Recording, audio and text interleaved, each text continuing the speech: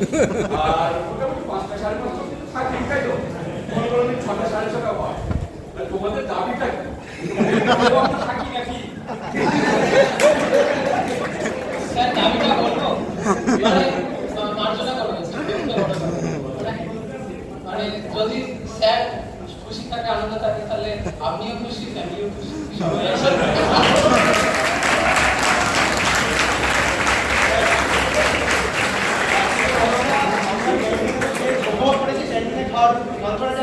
আমরা চাই না আপনারা সেই কষ্টটা পান, যে আমরা বাড়ি থেকে খাওয়া রাখতে পারেন সেই জন্য।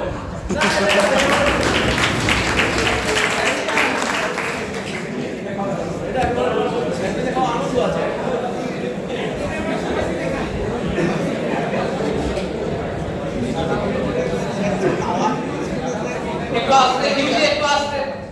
ছাত্রদের চোখে কোন শিক্ষক কেমন সেটাই এবার আমরা শুনে নেব আমাদের বন্ধু সৌভিক মাইতির কাছ থেকে। সৌভিক,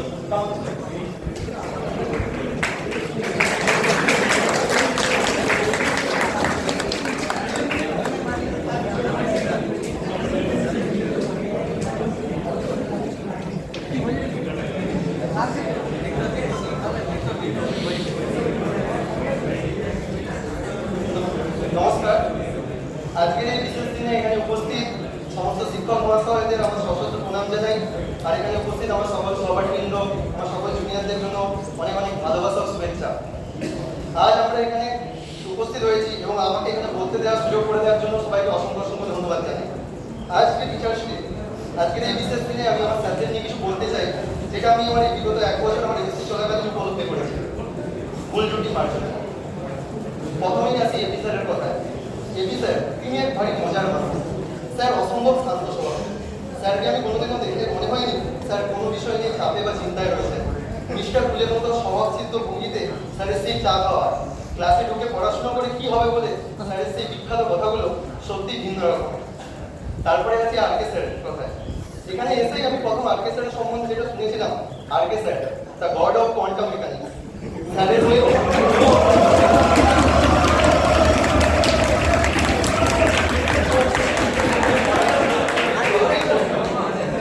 স্যারের ওই রাগি রাগি দৃষ্টিতে তাকিয়ে বলা, কিছুই কি পড়ে আসোনি, কিছু কি বোঝো না, বলতে হয় বলছো বলে কথাগুলো।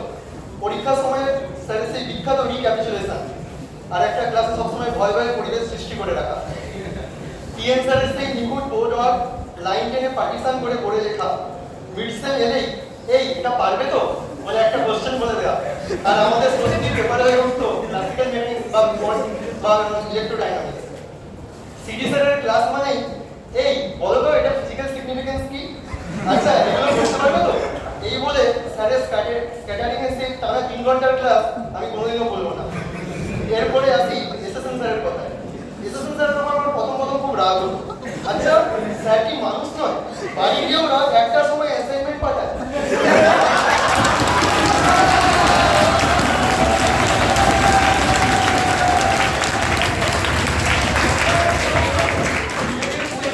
লোকটা এত কিছু কেন বলছে, এসে পড়েও তো চলে যেতে পারতো বাকি অন্যান্য কলেজের স্যারদের মতো। কিন্তু না, আমরা যদি নেট কোয়ালিফাই করি তাতে তো স্যারের কোনো লাভ নেই। স্যার কি বলবে, আমাদের স্টুডেন্ট, বাট স্যার আমাদের জন্যই করছে ওটা। বাট স্যারের কাছে আমার একটাই অনুরোধ, স্যার অ্যাসাইনমেন্টটা একটু কম দেবে।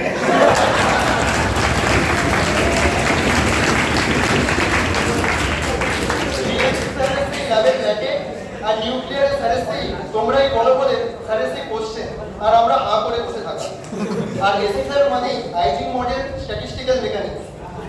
আর স্যার যখন পড়াতো স্যারের সেই বিখ্যাত কথা, আমি যখন পড়াবো আমাকে কিন্তু ইন্টারাপ্ট করবে না।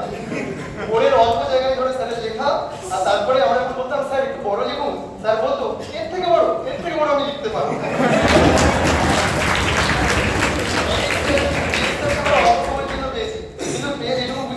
স্যার খুবই ছাত্র ধরো।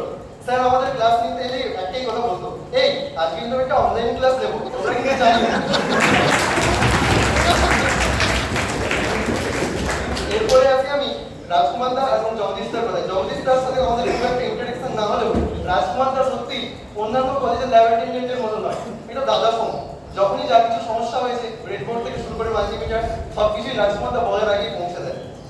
আর আর অ্যাটেন্ডেন্সের কারসাজি সেটা তো রয়েছে। আর এতে আছে দুজন অদ্ভুত মানুষকে যাদের আমি আজও খুঁজে উঠতে পারি, কেসি স্যার আর ইলিশ স্যার।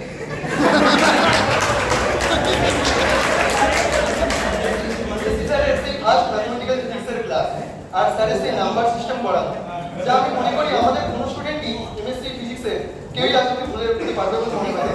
কারণ আমাদের ম্যাথের স্যারও এত ভালোভাবে নাম্বার সিস্টেম পড়ায়নি যেভাবে স্যার বুঝিয়েছিল সেদিন। আর এডিসি স্যার আমার প্রিয় স্যারদের মধ্যে অন্যতম একজন, কারণ স্যার ক্লাসে এসে এই বসে আছো কেন,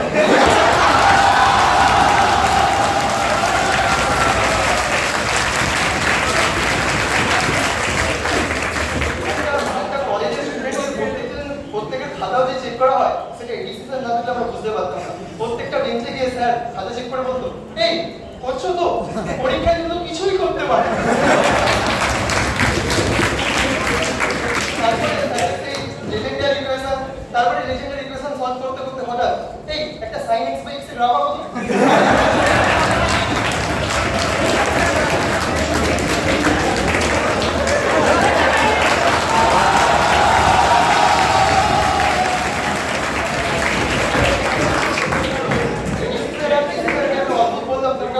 স্যারদের উপর আমার অল্প একটু অভিমান রয়েছে। আমি স্যারদেরকে কোনোদিনও দেখিনি ক্লাসে হাসতে বা আমাদের সাথে হেসে কথা বলতে, কিন্তু অথচ দেখি ক্যান্টিনে স্যাররা যখন বসে বসে গল্প করে তখন কি সুন্দর বাকি